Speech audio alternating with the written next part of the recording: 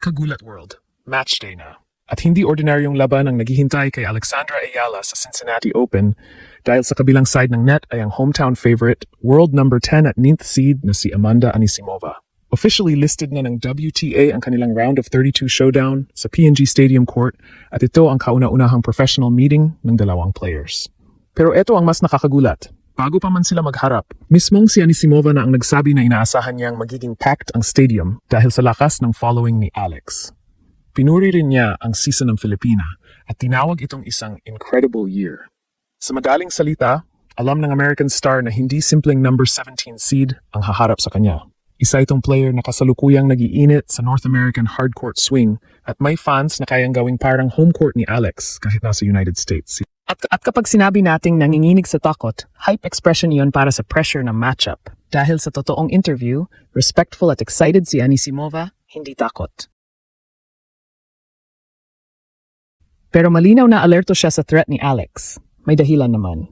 Si Alex ay nanalo sa 8 sa kanyang huling 9 na matches sa North American swing at kagagaling sa dominanting 6-1, 3-0 lead laban kay Elena Gabriela Rus bago nag-retire ang Romanian dahil sa ankle injury. Ngayon, American power versus Filipino momentum. Anisimova versus Ayala.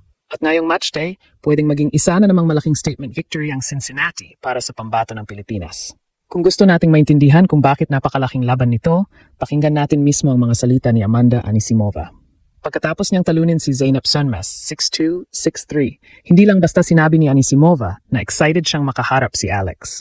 Pinuri niya mismo ang season ng Filipina at sinabi niyang napakaganda ng taon nito. Idinagdag pa niya na alam niyang maraming fans si Alex at inaasahan niyang magiging punuan ng stadium kapag nagharap sila. Napakahalaga ng statement na iyon, hindi dahil umamin si Amanda na natatakot siya. Wala siyang sinabi na ganoon, kundi dahil kinikilala niya ang dalawang bagay na pwedeng maging malaking factor sa matchup. Ang current form ni Alex at ang crowd presence na dala nito. Imagine niyo yon. American si Anisimova. Nasa Cincinnati, Ohio sila. Dapat theoretically ay siya ang may malinaw na home court advantage. Pero bago pa ang match, pinag-usapan na niya kung gaano karaming supporters ang maaring dalhin ni Alex sa stadium. Yan ang Ayala phenomenon ngayon. At hindi lang social media hype ang momentum na pinag-uusapan natin. Official WTA reporting shows that Alex improved to 8-1 during the North American hardcourt swing matapos ang Cincinnati opener niya. Bago iyon, nanalo siya ng kanyang unang WTA singles title sa Washington at pagkatapos ay umabot sa 4th round sa Toronto.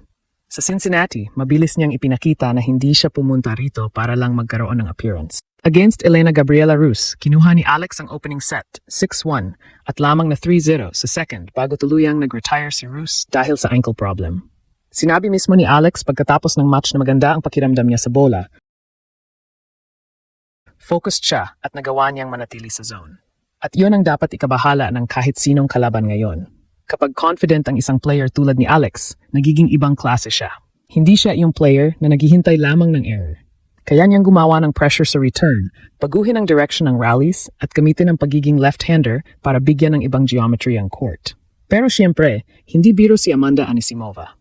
World number 10 siya sa latest reporting surrounding this match. 9th seed sa Cincinnati at isa sa pinaka-dangerous na pure ball strikers sa women's game. Sa victory niya kay Sönmez, controlled niya ang majority ng match at sinabi niyang maganda ang flow niya at serving performance kahit nagkaroon ng rain interruption.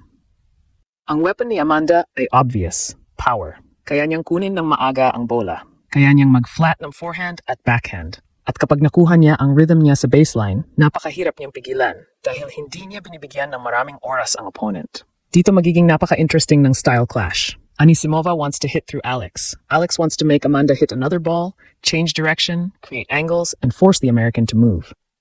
At may isang malaking variable dito na hindi makikita sa statistics. Pressure. Si Anisimova ang mas mataas ang ranking. Siya ang American. Siya ang seeded favorite. Siya ang theoretically expected na manalo. Samantalang si Alex, papasok siya na may momentum at halos wala nang kailangang patunayan sa tennis world pagkatapos ng ginagawa niyang breakthrough season. Kaya minsan, mas dangerous ang lower-ranked player sa ganitong situation. The favorite carries expectation. The challenger carries freedom. At kung makuha ni Alex ang opening games at marinig agad natin ang "Let's go Alex" mula sa Cincinnati crowd, pwedeng maramdaman ni Anisimova na hindi talaga ito ordinaryong home match. Official Cincinnati Open materials themselves highlighted Alex as one of the stories of the tournament, describing her as a player who has captivated fans around the world and drawn large crowds wherever she competes. Kaya hindi nakapagtaka na mismong si Amanda ay naghahanda para sa atmosphere. At mga kababayan, dito natin makikita kung gaano nakalaki ang pagbabago sa career ni Alex. Noong dati, tayong nagtatanong kung mapapansin ba siya ng world stars. Ngayon, ang world number 10 na mismo ang nagsasalita tungkol sa kanya bago ang laban. Ngayon pumunta tayo sa actual tennis. Kung gusto ni Alex na makagawa ng isa na namang malaking upset, hindi niya pwedeng hayaan si Amanda Anisimova na maging comfortable sa baseline. Kapag stationary si Amanda at nakakapag-set ng maayos ng feet, napakalakas ng first strike tennis niya. Kaya niyang tapusin ang rally sa ilang palo lamang, lalo na kapag nakakakuha siya ng short return. At nakita iyon laban kay Sunmes. Nanalo si Anisimova, 6-2, 6-3. At ayon sa match reporting, ay nakapag-serve siya ng maayos at naging effective sa pag-control ng exchanges. Kaya number 1 para kay Alex, returns must be deep. Hindi necessarily kailangan winner agad. Ang kailangan ay huwag bigyan si Amanda ng madaling first forehand pagkatapos ng serve. Second, attack the movement. Kapag nakikipagsabayan lamang si Alex sa straight line power, advantage yun kay Amanda. Pero kapag nakapag-create siya ng cross-court angle tapos biglang down the line, doon pwedeng mapilit si Anisimova na tumakbo at tumama habang off-balance. Third, use the left-handed serve. Napakahalaga nito lalo na sa ad court. Ang wide lefty serve ni Alex ay maaring magbukas ng court at magbigay sa kanya ng unang attacking shot sa rally. Fourth, stay patient under pressure. Expect nating magkakaroon ng stretches kung saan babagsak ang winners ni Anisimova na parang walang magagawa si Alex. Normal iyon laban sa isang explosive hitter. Pero ang tanong ay, kaya bang pilitin ni Alex si Amanda na gumawa ng extra shot? Kapag humaba ang rallies, tumataas ang posibilidad na magkaroon ng errors ang aggressive player. At dito maaring magkaroon ng opportunity ang Filipina. May confidence din si Alex laban sa elite competition.